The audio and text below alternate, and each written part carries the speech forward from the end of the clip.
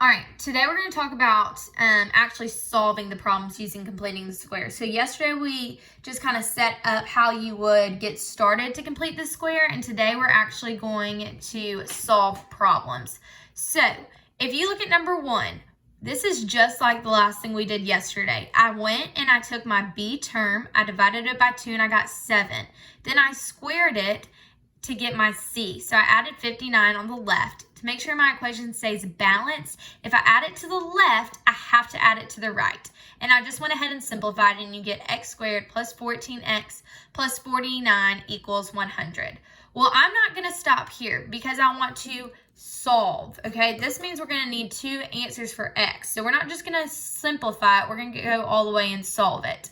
So from this step, I want to put it in standard form, and I subtract 100 from both sides. So when I subtract 100 over here, I get 0, and when I subtract 100 over here, I get a negative 51.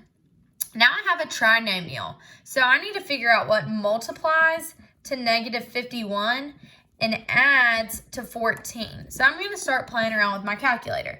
I'm going to do negative 51, and I'm going to try 3. Okay, so 3 and negative 17, those are factors. Would that add to positive 14? No, but a negative 3 and a positive 17 would give me a 14. I can use shortcut because my coefficient is a 1. So I'm going to have x plus 17 times x minus 3 equals 0. I used my shortcut because 17 plus negative 3 is a positive 14, and negative 3 times 17 is a negative 51. Well, I'm still solving it. I didn't just simplify. I want to solve it. So now I have to set both of these factors equal to 0, and I'm just going to go ahead and solve by subtracting 17 from each side. And so for one of my x's, I get x equals negative 17, and I need to set this x minus 3 equal to 0. I'm going to add 3 to both sides to get that x by itself, and I'll get x equals 3. So my two answers are x equals negative 17 and x equals 3. Okay. If you look at number 2, same idea. We're missing our c, so we have to complete the square. We're going to do that by dividing our middle term by 2, and you get 4. 4 squared is 16. We got to add it to both sides so our equation stays balanced. Once I do that, I can go in and simplify. 48 plus 16 is 64. And now I want to put it in standard form. So I'm going to subtract 64 from both sides. And I'll get x squared plus 8x minus 48 equals 0. So now I have a trinomial that I need to factor. I know I can try a shortcut because my coefficient's a 1.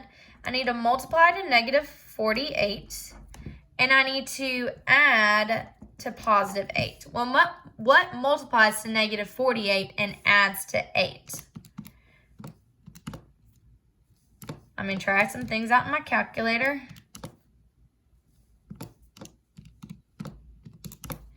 Okay, I know that a positive 12 and a negative 4 multiply to negative 48 and add to 8. So I'm going to use the shortcut. I'm going to have x plus 12 times x minus 4 equals 0.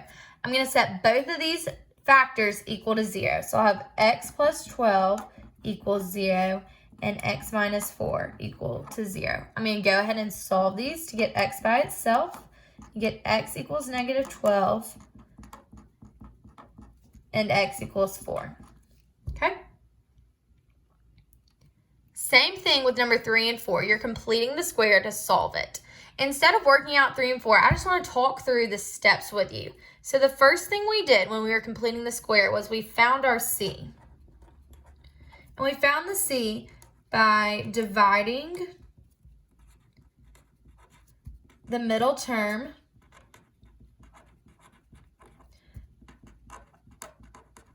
by 2 and then squaring it.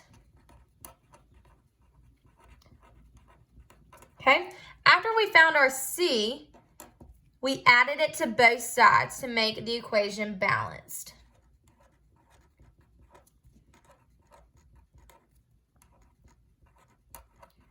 Then we put it in standard form.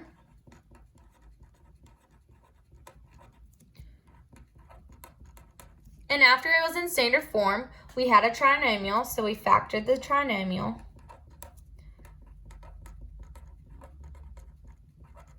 And then we just set it equal to 0 to solve. So there are some steps for you, and it might be helpful to write these out. So every time you're completing the square, you have all the steps right here in front of you. Okay, let's try number 5. Number 5 is just the same as the first two we did, except it doesn't have that baby step for you of drawing that square. If you want to go ahead and do that, you can go ahead and draw in a square. I'm just going to draw a blank. But this is a good tip to make sure you add it to both sides. So the first thing I'm going to do is going to find my c. So I'm going to take my middle term, 10, divide it by 2, and you get 5. And I'm going to square it to get 25. And I'm going to add that to both sides. Then I'm going to simplify. X squared plus 10x plus 25 equals 100. Okay, now I got to put it in standard form. So I'm going to subtract over my 100. And I'll get a negative 75 equals 0. Okay, so now I have a trinomial. I want to factor my trinomial. So I need to know what multiplies to negative 75 and what adds to 10. So I know that 15 times 5 is 75, and I know I can use the shortcut.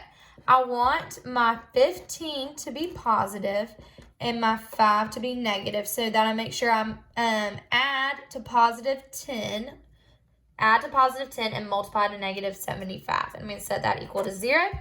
Set both of your equations equal to 0.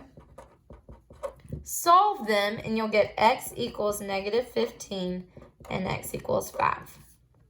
Okay, let's jump to number 8. Same idea. So when you don't have a trinomial and you have something that's a little bit off, it's a good suggestion that it's going to be completing the square. So you can go ahead and put in your blanks so you know that you have to add it to both sides. Okay, I'm going to take my b term, I'm going to divide it by 2, and I get 100, or 10. Then I'm going to square it, and I'll get 100. So I'm going to add 100 to both sides. I'm going to come in, I'm going to simplify, and I'll get x squared plus 20x plus 100 equals, well, negative 19 plus 100 is 81. I want it to be in standard form, so I'm going to subtract 81 from both sides. I'll get x squared plus 20x equals 100 minus 81 is 19. Oops, sorry, that's supposed to be a plus 19 equals 0. So in standard form, we have 12 squared plus 20x plus 19 equals 0. I can use the shortcut because my coefficient here is a 1.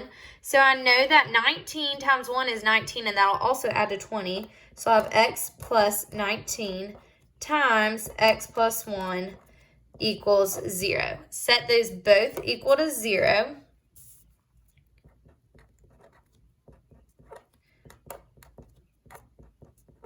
When you solve those, you'll get x equals negative 19 and x equals negative 1. Okay, we're going to flip to the back. So these are all same idea. We're going to jump around. We're not going to do all these. I'm probably going to do 2 more. So let's come down and look at number 13. We have x squared plus 8x plus 20. We know it's going to be completing the square. So I'm going to go ahead and draw in my blanks so I don't forget to add it to both sides. I need to find my c term. So I'm going to divide my b by 2. I'll get 4. I'm going to square it. I'll get 16. I got to add 16 to both sides so it stays balanced. I'm going to simplify it. And then once I simplify it, I'm going to put it in standard form. So I'm going to subtract 36 from both sides. And get x squared plus 8x minus 20 equals 0. Okay, I'm now in standard form, so I want to factor. I have a trinomial. I'm going to use magic number, and I can use a shortcut because my coefficient's 1. So I know I need to multiply to negative 20 and add to 8. So I'm going to have x plus 10 times x minus 2 equals 0. 10 minus 2 is 8. 10 times negative 2 is negative 20. Set both of those equal to 0, and you'll get x equals negative 10 and x equals 2. Last one, number 16. I'm going to do this in more of a quick manner. If you have questions on it, message me. But this is going to be done so you can kind of think through what steps I'm taking. So I want to find my C. So I'm going to add my blank. I want to find my C, so I'm going to divide my B by 2. And then square it. I'm going to add it to both sides so it stays balanced. Then I'm going to simplify.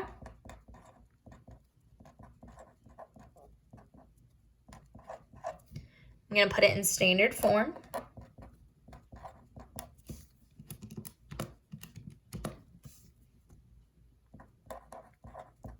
I'm going to factor using trinomial shortcut.